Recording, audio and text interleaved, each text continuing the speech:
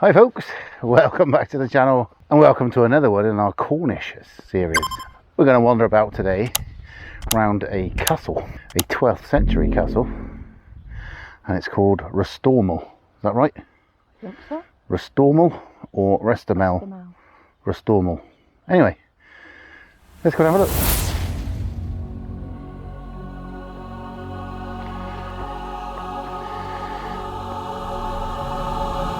Restormel Castle.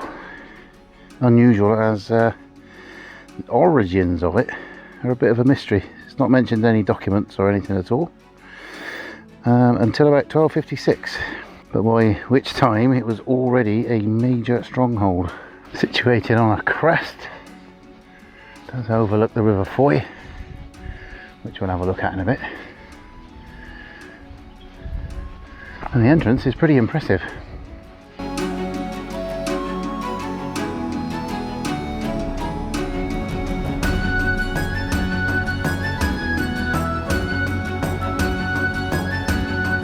So built up here on this crest, very commanding position, and it does overlook the primary crossing of the River Fowey.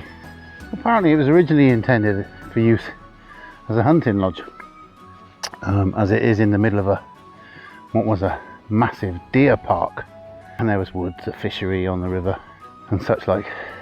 It's a very, very impressive building so far we can see, and it's got a nice moat all the way around it, and it is quite unusual for its circular design. Obviously those that know a bit more about castles will know more about the design. Pinned on places in particular. Big shout out to Alessa and Brett. Whether you've already been here or not, I don't know. If you have, maybe you could come and work your magic down here. It is a lovely spot, it's beautiful. Got it to ourselves at the moment, apart from the lady that let us in. It's English heritage, and is pretty well maintained, so let's have a bit more of a look round. After falling into disrepair around 1337, it was repaired again by the order of the Black Prince, but by 1376, having not seen any sort of fighting or action or anything like that, it declined again until the mid 1700s, when briefly it saw some fighting during the Civil War between supporters of the king and parliamentarians. Just taking a walk around the outside first. It's very nice. Got the place to ourselves, like I said. Bluebells everywhere at the moment this time of year. A really impressive moat all the way around here.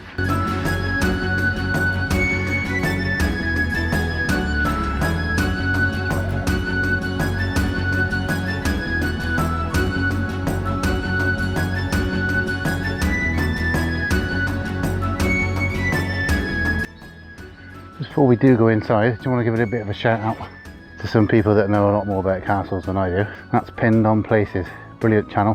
I'll put the link in the description. Pop across and have a look at their channel. Tell them Watto sent you, they'll be glad to see you. Right, let's go and have a look inside this beauty, shall we?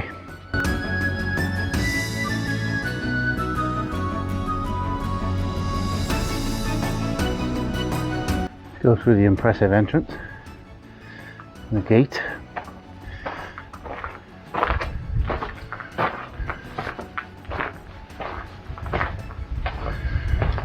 Remarkably still intact. Just to the left as you come through is a porter's lodge, which is obviously where somebody would have been based to let guests in and out and such like. And you can see, we will go up to the top in a minute and have a look, but you can see the inner wall around here, and obviously from at the top we'll get a better view. We'll go up there in a second.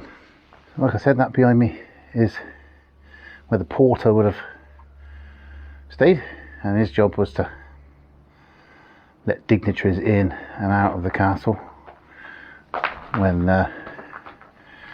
it wasn't really manned, and also keep people out that he didn't want in. When nobody of significance was in residence in the castle, it would have still been staffed. There's probably around about 5 or 6 people, but there would always have been a porter.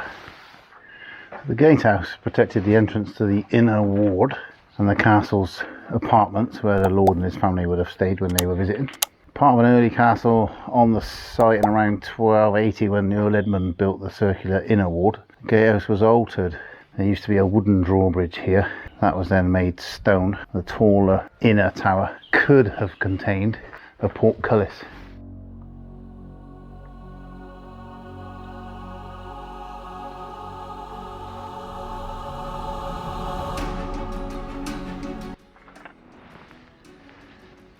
It's pretty amazing how complete it is, to be honest, and the design is something else. Completely circular, and you've got the outer walls and the inner ward. So this is the kitchen. Big room. This is where all the cooks would have prepared the food for the household and the Lord. If you can see there, that would have been the big fireplace with the chimney up there. That would have been, originally had a stone hood across it. I'm guessing from that stone there and across would have been used for roasting, boiling, that sort of thing. And if you look up there, the high narrow windows were like that so that smoke could escape and steam. And if you can imagine, all across here in this room, cooks would have been at big tables. So there's a small hatch here where the food would have been placed and then carried up to the hall beyond that way.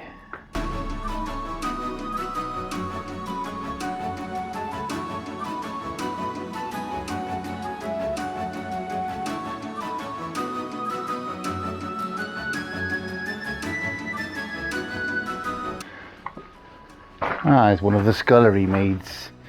Would like some food brought through, please. I'll have a roasted pig, some peacock, and a flagon of mead. I'll have to go and chase the peacock now. Yes. In about an hour or so. You just can't get the staff. Coming through into this bit from the kitchen over there. From the kitchen over there, coming through into this hall.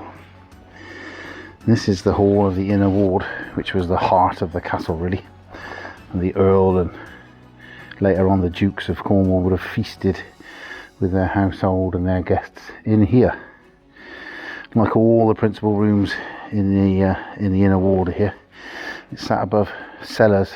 The cellars weren't heated, but by contrast this hall would have had a huge hearthway, a huge fireplace, again with another stone hood. Large windows that let the light in from the courtyard and the surrounding countryside. So we would have been on the level of the cellar. As you can see, if you look, all these holes would mark where the floor is, so that is where your fireplace would be there. And yeah, your windows. Amazing. It wasn't always used just for feasting. When the Black Prince stayed at the castle, August, September of 1354, they do think that this room was probably used to perform a ceremony of homage by some Cornish landowners of the time. Again, we're at the cellar level, so this room would have been above us, as you can see, with the level of where the floor was. Would have been part of the Lord's apartments, and these either entered from the hall through doorway there, or from the chapel, which I'm assuming would have been one of these other doorways. There's also apparently a stairway up through there, up into the battlements, where they can go up to the top and see the hunt from that vantage point up there. What a life, eh? What a life.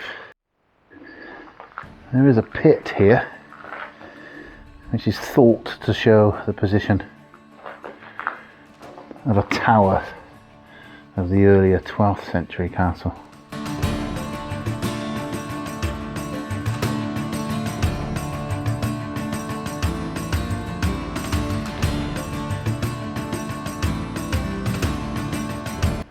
This, of course, is the well. That would have provided fresh water to the inner ward.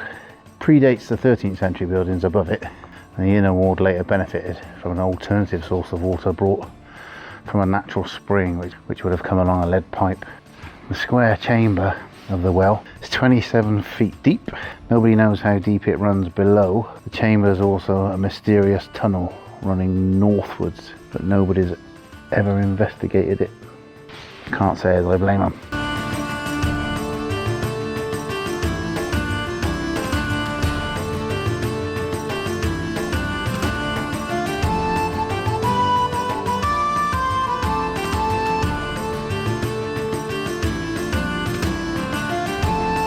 This was St Mary's Chapel.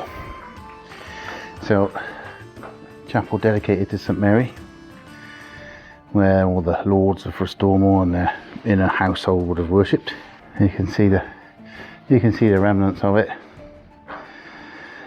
There is a description in 1337 that reports that the chapel contained an alabaster statue of St Mary and said to be very valuable. On the roof would have been 2 bells, one of which weighed about 100 pounds, 45 kilos. So about the same as me then.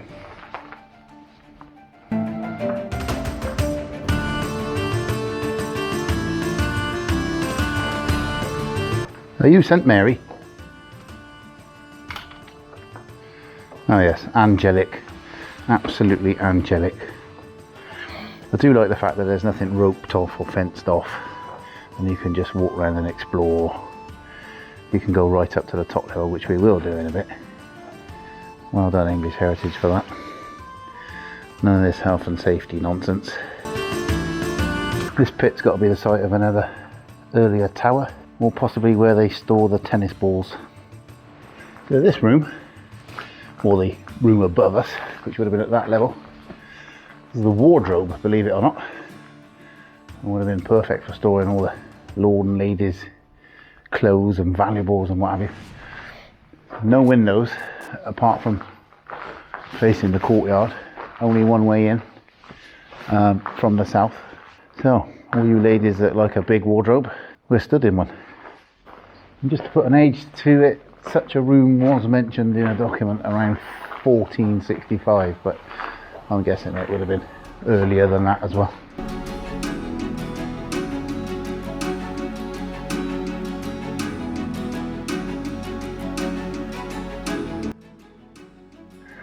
Right, that's the lower level looked at. We're going to make our way up the top now.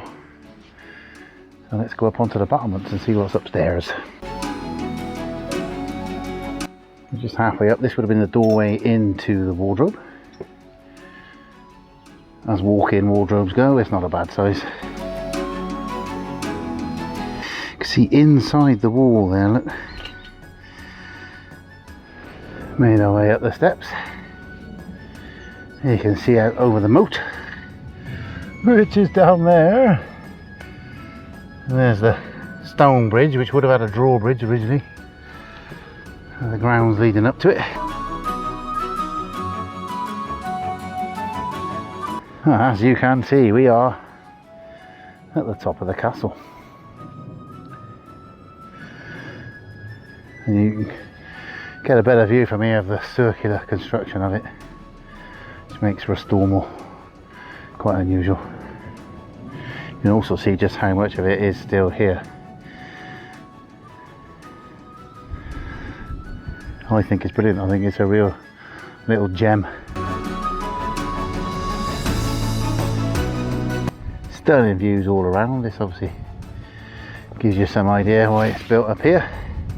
You can walk around here as the Lord, just surveying the hunt going around, making sure all your staff are working down below. Just to reiterate, look, the buildings of this inner ward, as it's called, form a compact palace for the Earl and Dukes of Cornwall, and planned out in an ingenious circular plan, which, apart from being unusual and distinctive, it's got much in common with contemporary royal palaces, where you've got grand first floor rooms and then cellars and storage underneath. And although we did see that well, it is said that the water supply came from a spring through lead pipes, which doesn't sound particularly healthy, but obviously they didn't know much different. Try not to trip here and end up down in the ward. It's above the chapel, which we saw. bit further around, another view of what would have been the big deer park, where they would have gone and hunted. There's woods. There's been a fishery down on the River Fowey.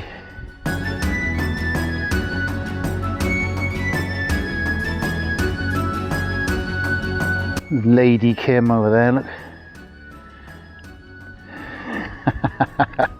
Taking her medieval photos.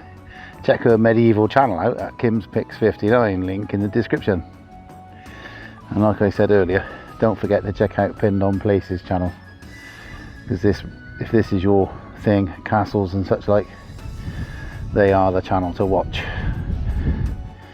Well, I think that these medieval people were a bit thinner than those of us with a fuller figure. It's a bit tight in the middle. I don't think you should be laughing.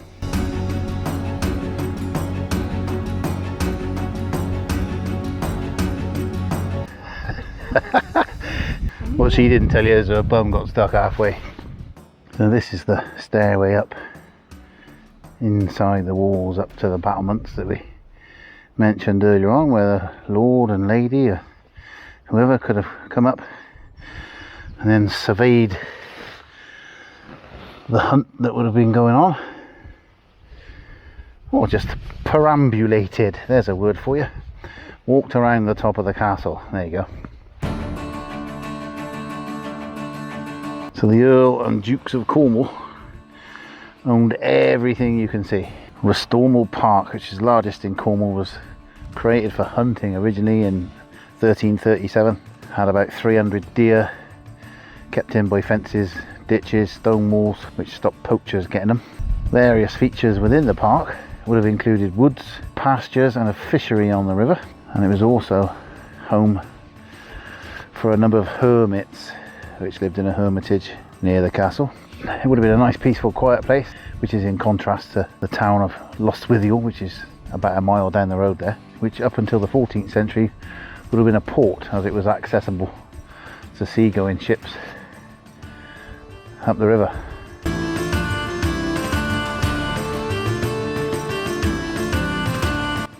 We've come round and we're now above the kitchen, and that's the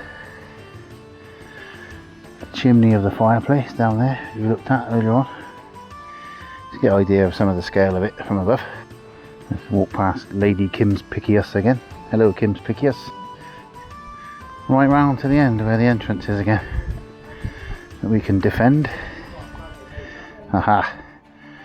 Defend it against these intruders. There you are. A beautiful little gem in the middle of the Cornish countryside. Hopefully that's not too dark for you to see. Give you an idea of what it's like inside the walls.